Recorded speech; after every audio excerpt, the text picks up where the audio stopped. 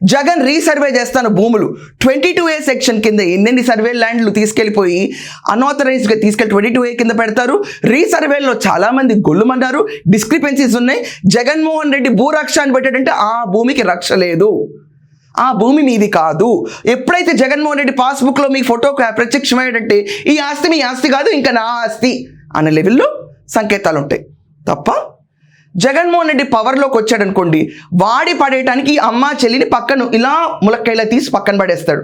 దానికి షర్మిల కూడా కౌంటర్ ఇచ్చింది మొన్న, అది నా కష్టములు నువ్వు అయ్యావు సీఎం, నెక్స్ట్ టైం నువ్వు అవ్వవు అని చెప్పి.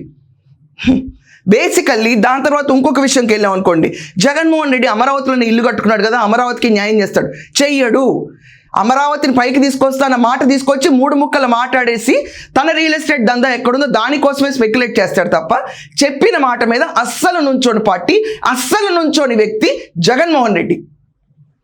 తిరుపతి లడ్డూకి సీరియస్గా కల్తీ జరగలేదు అంటే ఈరోజు సిట్ ఇచ్చిన నివేదికలో కల్తీ జరిగింది అని బయటకు వచ్చింది. జగన్మోహన్ రెడ్డి చాలా సింపుల్ గేమ్ అండి. ఎక్కడెక్కడైతే మనీ చంచుకోవచ్చో, ఎక్కడెక్కడైతే మనీ లాండరింగ్ చేయొచ్చో, ఎక్కడెక్కడైతే మత కల్లోవాలు సృష్టించవచ్చో, ఎక్కడెక్కడైతే మనకి వీక్నెస్ ఉందని చెప్పి ఐడెంటిఫై చేశారు, ప్రతి చోట వాళ్ళ బంధువర్గాన్ని వాళ్ళ ఫ్రెండ్స్ని తీసుకెళ్ళిపోయి అదొక మనీ సప్లై యూనిట్ కింద చూస్తారు వాళ్ళు. లాస్ట్ 5 ఏళ్ళు జరిగింది ఇదే. దాంట్లో బలైంది టీటీడీ.